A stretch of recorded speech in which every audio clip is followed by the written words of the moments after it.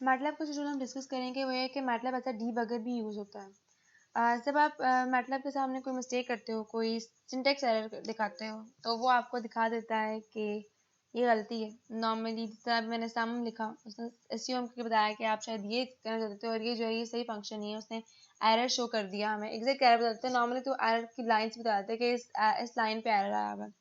इसके अलावा अगर आप कुछ पैरेंथेसिस पूरी नहीं है, आपने ब्रैकेट सही नहीं लगाए, तो वो भी फ़ौरन रेड कर देता है। जैसे आपको पता चलता है कि आप यहाँ पे एरर गलती कर रहे हो, तो आप उसे सही से सही कर लेते हो। लेकिन अगर आपने कोई लॉजिकल एरर कर दिया है, अब लॉजिकल एरर में मैटलैब को नहीं पता, आप मैटलैब को नहीं पता आपको क्या आउटपुट चाहिए थे, क्या आउटपुट आ गया, तो इस सिलसिले में मैटलैब आपकी उस तरह से हेल्प नहीं कर सकता कि वो आपको सही कर दे गलती। वो आपको जितना हेल्प कर सकता है एज अ डीबगर, वो आपको ब्रेक पॉइंट दे देता है।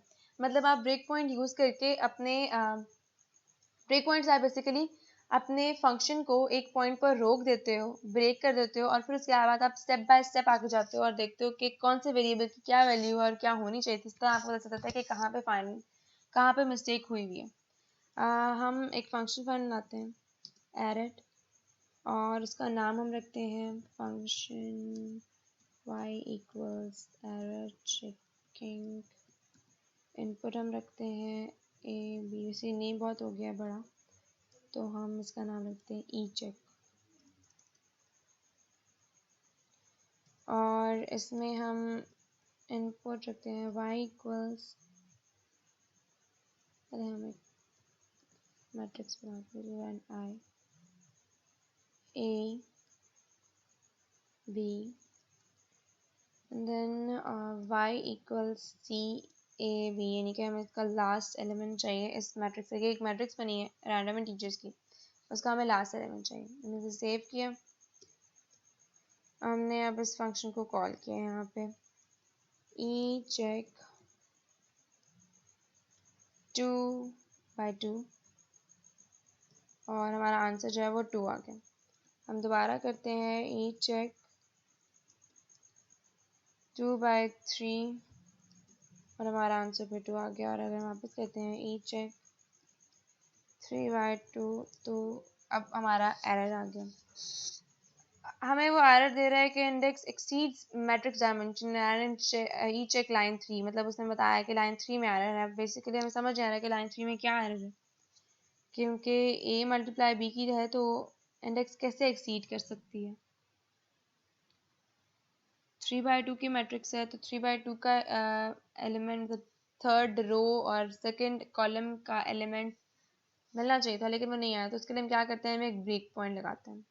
ब्रेक पॉइंट आप यहाँ भी लगा सकते हो, अगर आप ये इसको क्लिक करो तो ये देखो ये ब्रेक पॉइंट आ गया यहाँ पर, इसे ब्रेक पॉइंट कहते हैं। इसे रिमूव भी कर सकते हो, इसे आप वापस भी ला सकते हो। अब अगर मैं इस पॉइंट पर करना चाहती हूँ, और इसके बाद में इस ब्रेक पॉइंट सेट किए हुए के साथ मैं अपने फंक्शन को दोबारा कॉल करती हूँ, तो अब देखें ये अब यहाँ पे रुक गया। 2 लाइन पे आकर जो यहाँ पे ब्रेक पॉइंट था वहाँ पे हमारा फंक्शन जो है वो रुक गया है, और यहाँ पे भी डबल एरोस की जगह के आ गया। के का जो साइन है ये शो करता है कीबोर्ड को, मतलब अब यहाँ पे कीबोर्ड से कोई भी इनपुट दे सकते हो। मैं यहाँ पे वैल्यू देख सकती हूँ ए की, बी की। अब आप दूसरी चीज़ देखें, जब हमने पहले काम किया था तब ऐसे नहीं था कि ए और बी की वैल्यूज वो लोकल वेरिएबल से तो वर्कस्पेस पे शो नहीं होते थे, लेकिन अभी शो हो रहे हैं। वो इस तरह शो हो रहे हैं क्योंकि फंक्शन की एग्जीक्यूशन खत्म नहीं हुई। हमने उस टाइम बात की थी कि जो लोकल वेरिएबल्स होते हैं वो उस फंक्शन जैसे ही एग्जीक्यूट कॉल होता है वो आते हैं, और फंक्शन के एग्जीक्यूशन के साथ ही वो खत्म हो जाता है। लेकिन अभी फंक्शन पूरी तरह एग्जीक्यूट नहीं हुआ, इस तरह से ये लोकल वेरिएबल्स हमें शो हो रहे हैं। देखिए ए की वैल्यू और बी की वैल्यू हमें पता चल रही है, और के के जरिए हम ए की वैल्यू चेंज भी कर सकते हैं, हम बी की वैल्यू चेंज भी कर सकते हैं।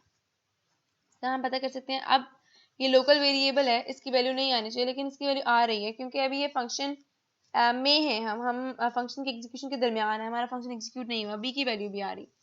आप कीबोर्ड से जो वैल्यू करोगे आप कह दोगे, इवन आप बी की वैल्यू को चेंज भी कर सकते हो। आप बी की वैल्यू यहाँ पे 4 कर दो, वापस अब हम 2 कर देते हैं। आप बी की वैल्यू चेंज भी कर सकते हो।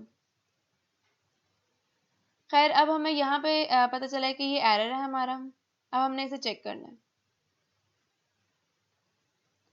हम नेक्स्ट लाइन पर आते हैं।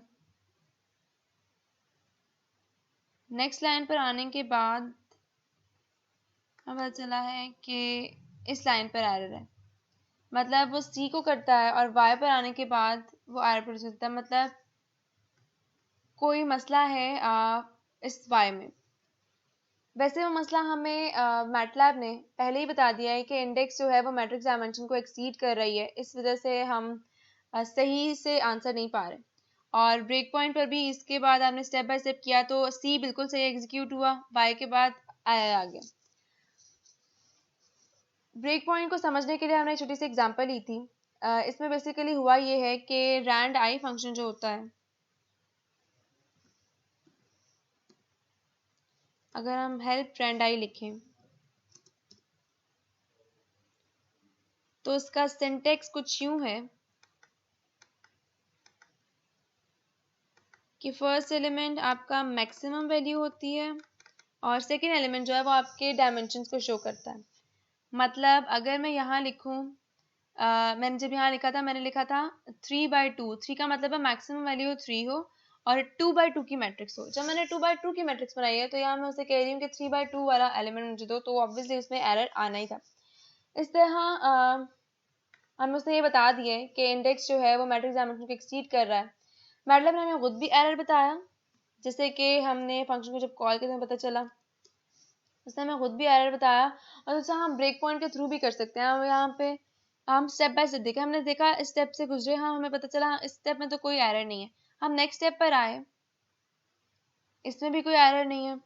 अब उससे नेक्स्ट स्टेप पर जब ये स्टेप एग्जीक्यूट हुआ तो हमें पता चला कि लाइन 3 में एरर है। वैसे ये बात हमें मैटलैब ने पहले ही बता दी थी, लेकिन ये हमने ब्रेक पॉइंट के थ्रू भी कंफर्म किया कि लाइन 3 में ही एरर है। ये बहुत छोटा फंक्शन था, इसके लिए ब्रेक पॉइंट का यूज़ इतना कोई सिग्निफिकेंट नहीं था, लेकिन जब हम बड़े प्रोग्राम्स में काम कर रहे होते हैं तो हमें इसकी ज़रूरत पड़ती है, हमें देखने की ज़रूरत पड़ती है। जितना अगर आप लूप्स में काम कर रहे हो तब आपको ज़रूरत पड़ती है कि बेसिकली किस जगह पे आके मसला आया है, तो उस टाइम पर ब्रेक पॉइंट और ये डिबगिंग जो है वो बहुत हेल्पफुल रहती है।